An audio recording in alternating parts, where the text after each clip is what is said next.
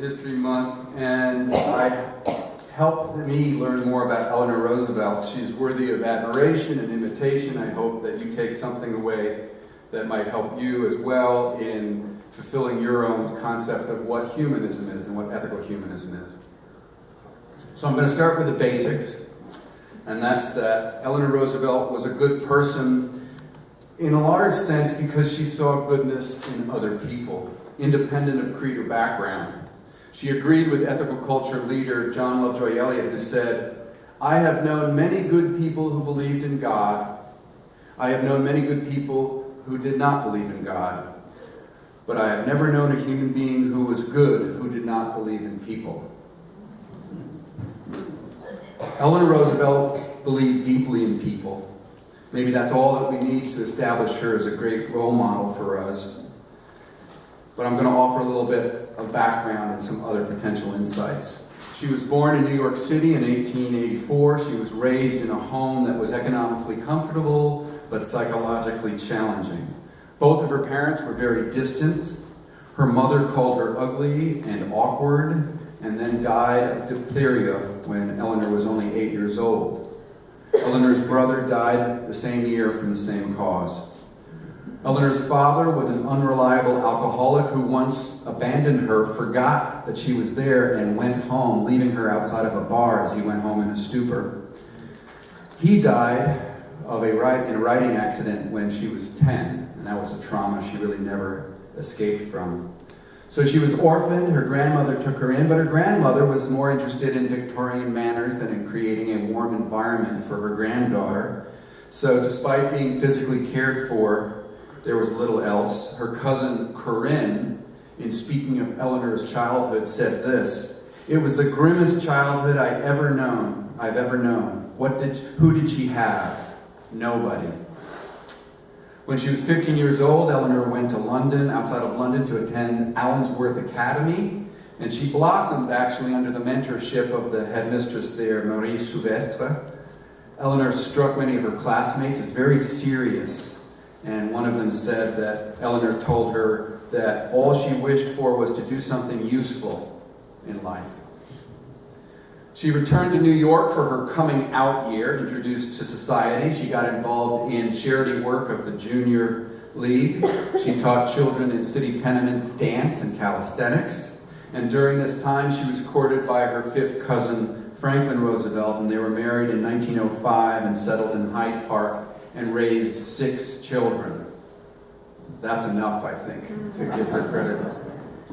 Their marriage, however, was scarred by infidelity. Eleanor was deeply hurt when she found out about his affair with Lucy Mercer. And she found out about that in 1918. And generally, her husband's philandering. She said that she did not like the playboy in her husband, and it perhaps contributed to bouts of clinical depression that she suffered at that point in her life. But she recovered and she grew strong, and she was capable of maintaining a bond with Franklin while they pursued sort of separate agendas. In 1920s, Eleanor became involved with the League of Women Voters and the Women Trade Union League. She advocated for peace and minimum wage, 8-hour workday, child protection, women's rights, health insurance, education for all. She might have been president herself if it had not been for the fact that the rampant sexism closed doors to women's access to power, as it does today. Eleanor was once asked if she wished that she was a man with all the perks and privileges that such a designation bestowed, and she answered, "No, I have never wanted to be a man. I have often wanted to be a more effective woman, but I have never felt that trousers would do the trick." As First Lady, she successfully advocated for civil rights for minorities, the appointment of more women in the administration, better housing, employment of youth through New Deal agencies, and it's been said that many times that she and Franklin had a remarkable partnership while they were in the White House. She's described in many books as being her husband's eyes and ears and legs. She would go to places he could not go to and brought back her acute observations and ethical judgments. She brought into the Oval Office the plight of the jobless, the horrible lynchings in the South, the extreme poverty of Appalachia, and they confided in each other, they shared political notes. It's hard to imagine, in fact, that the New Deal would have been what it was had it not been for Eleanor's reports to Franklin. After he died in 1945, Eleanor continued in her civic engagement. She was active in politics, became delegate to the United Nations General Assembly, was chairperson of the UN Commission on Human Rights, and member of the National Advisory Committee of the Peace Corps. Just a few of the things. Her progressive activities drew the attention of J. Edgar Hoover. She didn't trust him, and he trusted her less. Her 3,000-page FBI file is one of the largest in history, filled with reports of her liberal affiliations and communist sympathies. I could be a fan of Eleanor just for annoying J. Edgar right there, but I am really impressed in the fact that nobody, not even the director of the FBI, could stop Eleanor. Her role as a mother of 6 and the president's wife were too narrow to confine her boundless energy. She was nicknamed the First Lady of the World. She spent 12 years in the White House. She traveled all over the country. She went to India, Israel, Russia, Japan, Turkey, the Philippines, Switzerland, Poland, Thailand, dozens of other nations.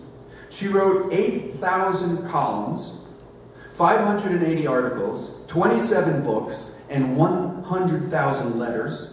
She delivered 1,000 speeches, appeared on 300 radio and television shows, received 35 honorary degrees, and helped create our modern global framework for human rights. Makes one feel small. Again, even more remarkable given the fact that self-esteem was not something she was fed as a child. But she wasn't perfect. She had what she called her Griselda moods. She could be angry, she could be cold and withdrawn. She could be unforgiving of any breach of loyalty, it was said. Worst of all, she was a victim of a prejudice of many WASPs of her era. She often spoke disparagingly about Jews, with the exception of Justice Louis Brandeis. She was also unusually quiet about the goings-on of Nazi Germany during the 1930s. And I think it just reminds us that all of our heroes have feet of clay. Obviously, on the positive side of the ledger, there's a lot. She was optimistic, she was determined, she was courageous and compassionate. Her optimism was noted by Adlai Stevenson, who said, "She would rather light a candle than curse the darkness, and her glow warmed the world." She was determined and courageous and counseled other people to be so. In a 1946 edition of her column, "If You Ask Me," she wrote, "Every time you meet a situation, though you may think at the time it is an impossibility, and you go through the tortures of the damned, once you have met it, lived through it, you find that forever after you are freer than you ever were before. If you can live through that, you can live through anything. You gain strength, courage, and confidence by every experience in which you stop to look fear in the face." In 1960, she added, "The danger lies in refusing to face fear, in not daring to come to grips with it. If you fail anywhere along the line, it'll take your confidence away. You must make yourself succeed every time. You must do the thing you think you cannot do." She saw difficulties as opportunities to grow. We've all heard that. There's an expression I've seen on t-shirts and bumper stickers that was attributed to her. She said, "A woman is like a tea bag. You never know how strong she is until she gets into hot water." That was proven true in her final days. She knew she was dying, but she pushed through fever and exhaustion to finish her final book, entitled "Tomorrow is Now." She ignored the advice of her agent and her doctors because she said she had so much to say. What does she have to say of particular relevance to ethical humanism?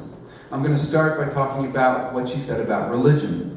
Now, at times she used theistic language, but she often spoke in very humanistic terms. In a 1932 article, "What Religion Means to Me," she describes the meaning of religion as being simply, quote, "the striving of the human soul to achieve spiritually the best that it is capable of, and to care unselfishly not only for the good, personal good, but for the good of all those who toil on with them on this earth.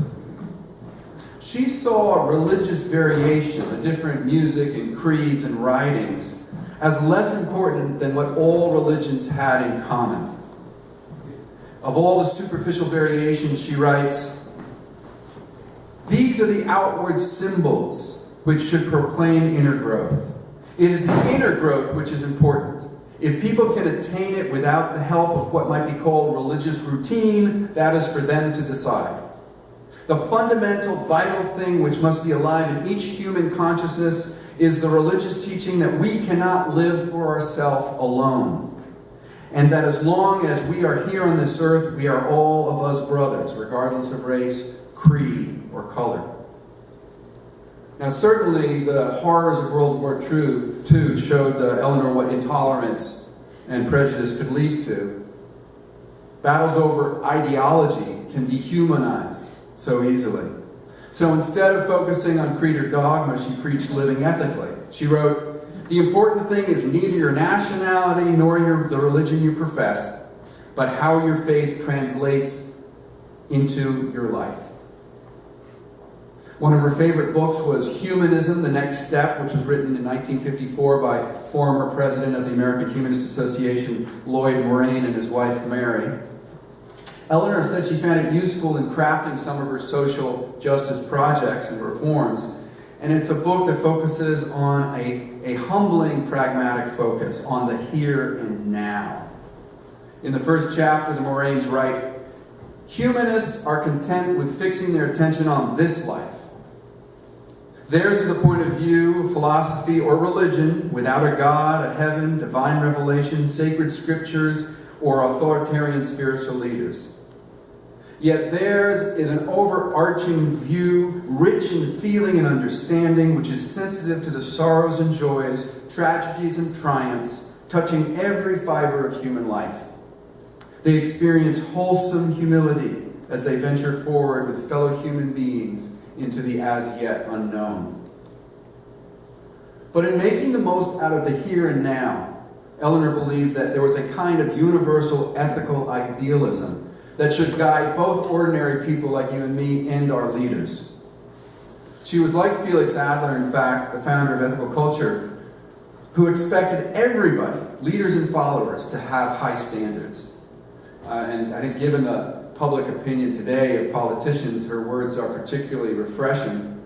She says, "Our trouble is that we do not demand enough of the people who represent us. We are responsible for their activities. We are responsible. We must spur them to move, imagination, and enterprise in making a push into the unknown. We must make clear that we intend to have responsible and courageous leadership. It is not so much the powerful leaders that determine our destiny as much as the powerful influence of the combined voices of the people themselves." She saw this sort of ethical idealism in Adlai Stevenson, who she supported for president a number of times. He served ably as governor of Illinois and as ambassador to the UN, but he failed 3 times in presidential bids, in some part because people said he was too good a person to be a good politician.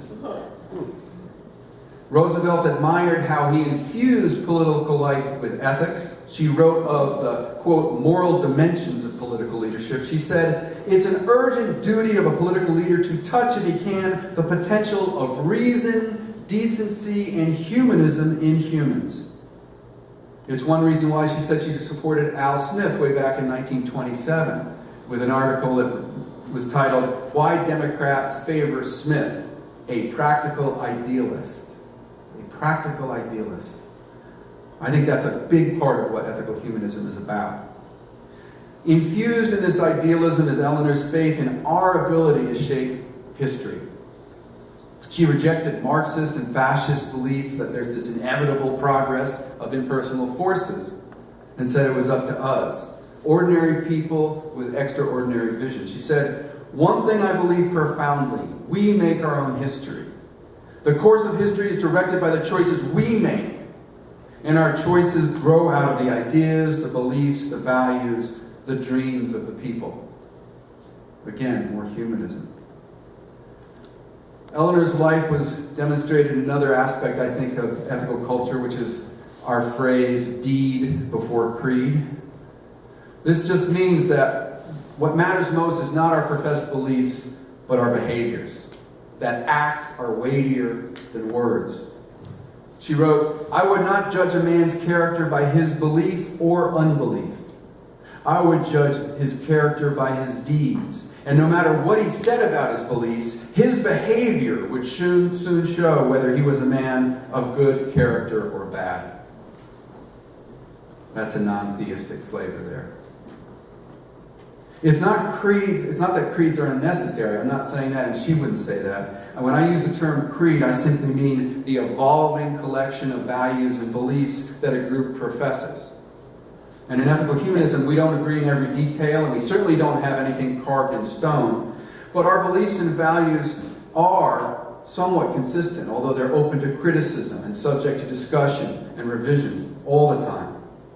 But the things that have remained consistent over time have been our dedication to the worth of every person, the union of compassion and reason, the democratic process, and a pragmatic optimism.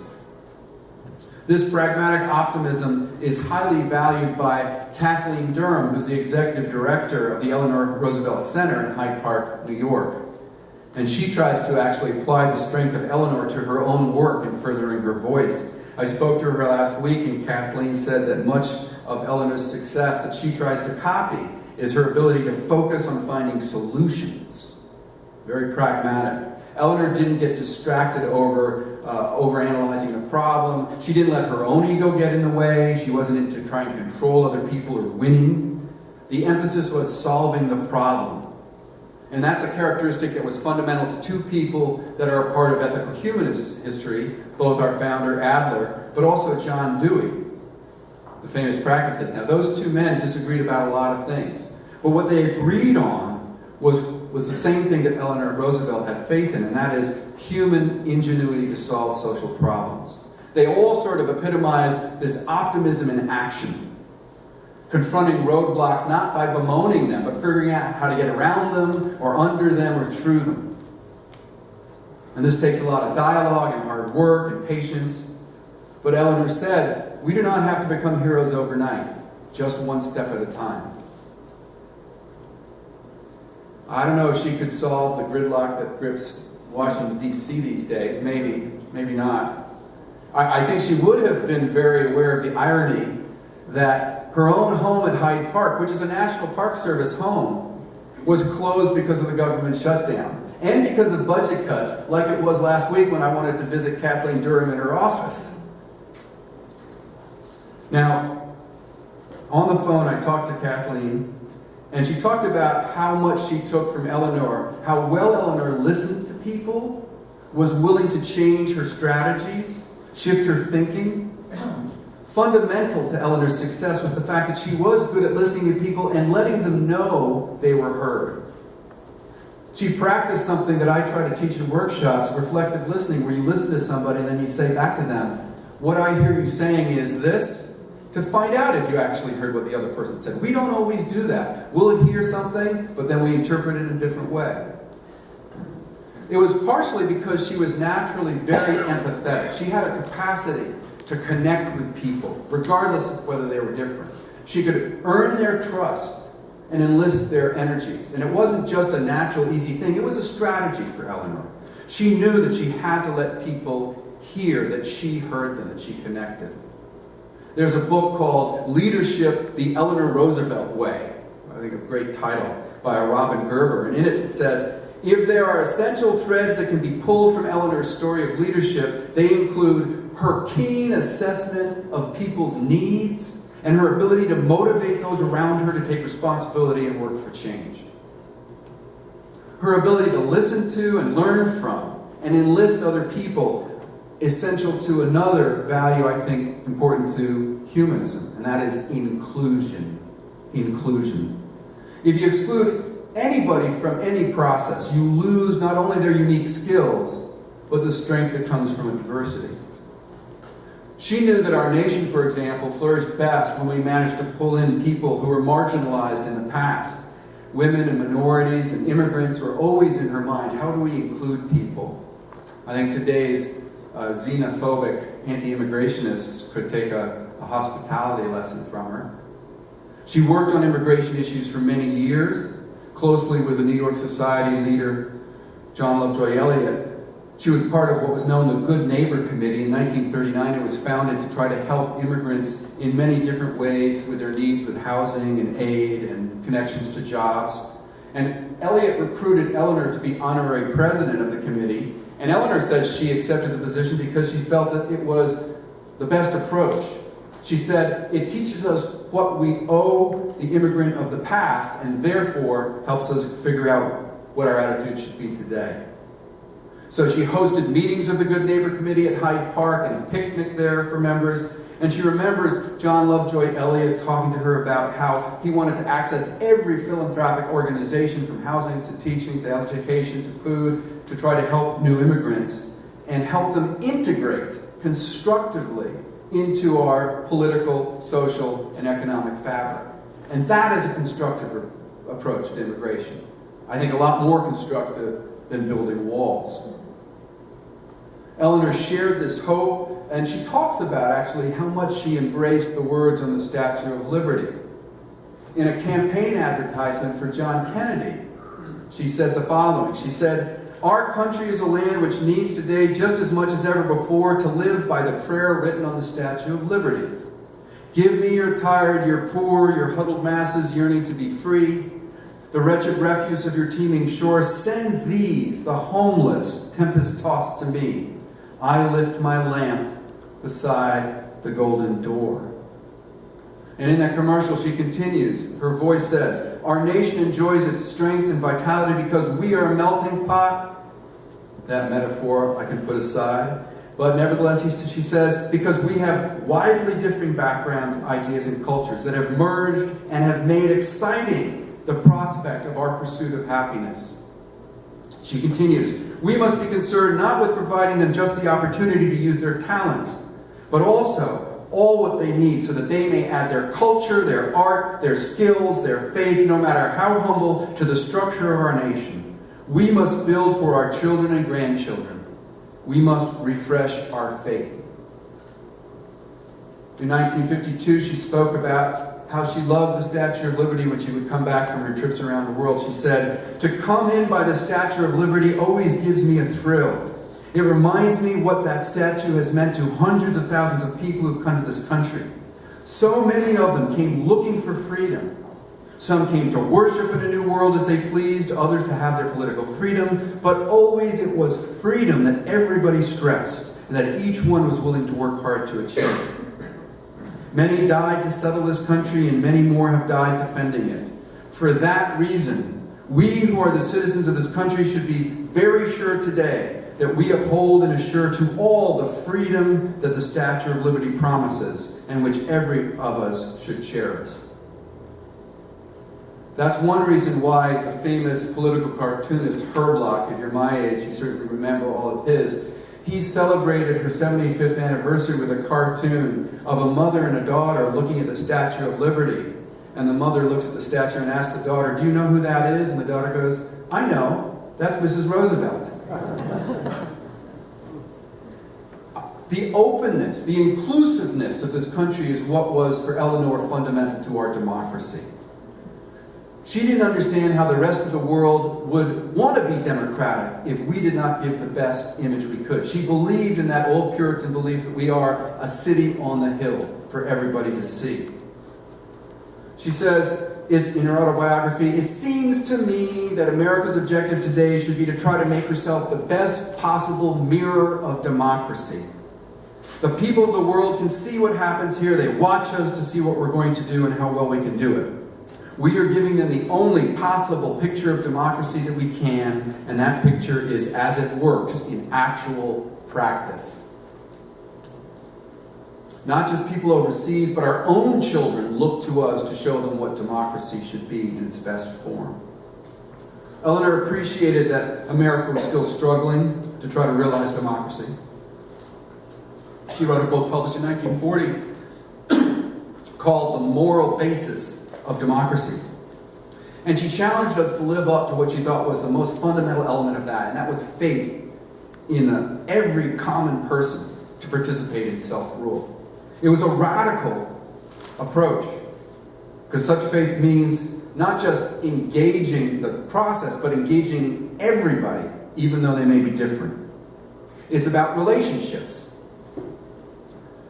I think it's similar to what Eliot says when he says, "Heaven defends us against those who merely have faith and trust in democracy without definition, without seeing that only those can be relied on to be democratic who have had democracy bred into them by face-to-face association, through learning and practicing a democratic way of life in working along with people they actually know." Knowing the person you're working with, that face-to-face. That's one reason why Eleanor got involved with another ethical culture project, which was started by Al Black and Anita Politzer. It was called the Encampment for Citizenship. Did anybody here go to an encampment?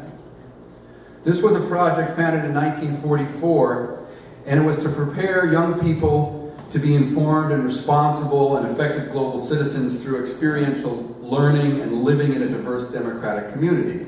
It was like a boot camp or a laboratory for democracy for college and high school students.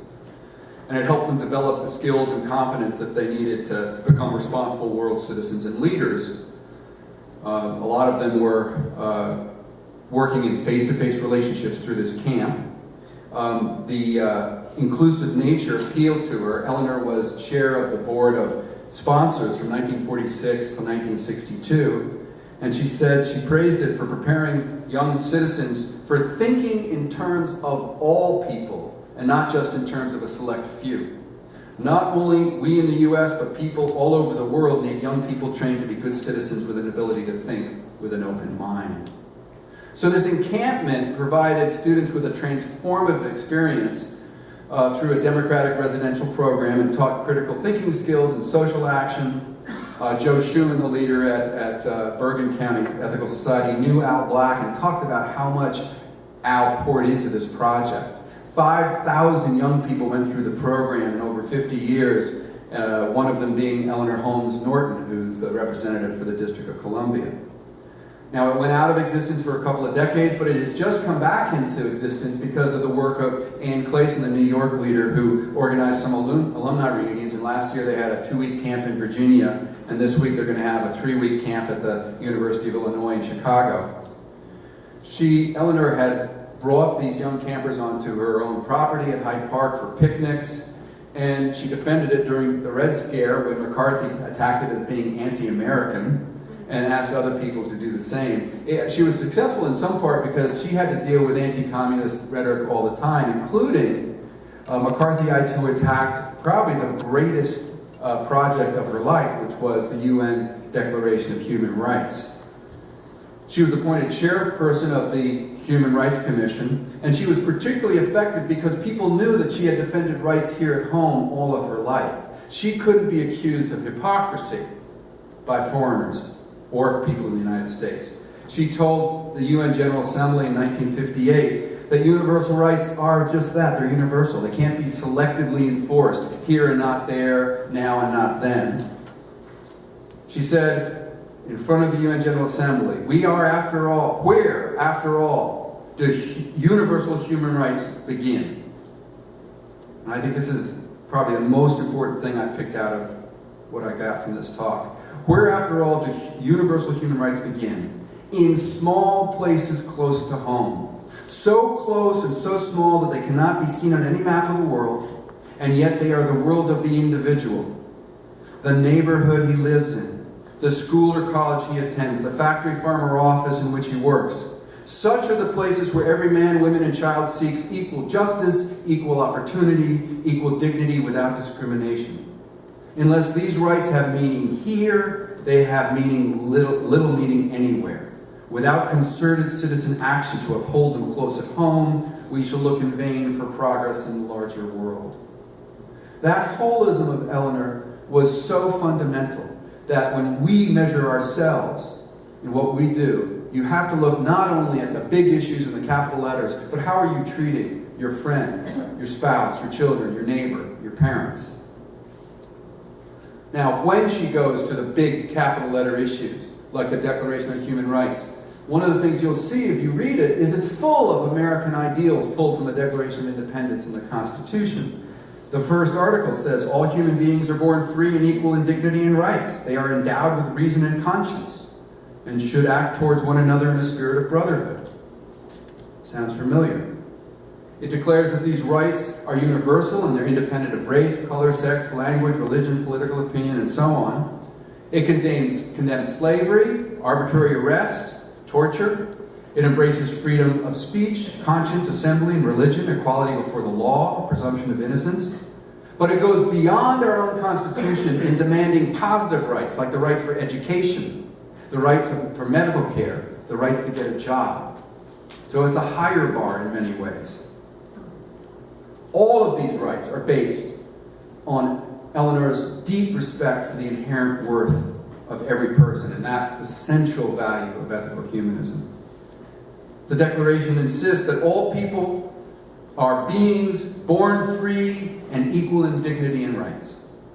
You don't have to earn these rights. They're part of your very existence. Some people might want to say they come from God, others might say it's part of our inherent human nature. But what's important to me, and I think to ethical humanism, is not why you believe in those rights and that worth, but that you do, for whatever reason, and you live that way.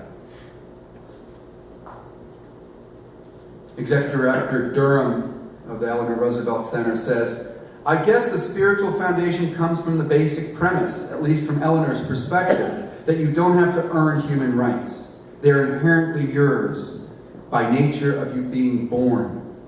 So you think of yourself as being born into this universe, that is the spiritual connection right there.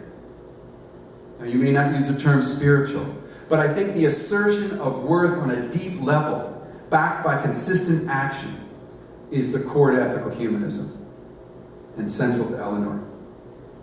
Felix Adler put it this way. He said, the conception of worth, that each person is an end per se, is not a mere abstraction.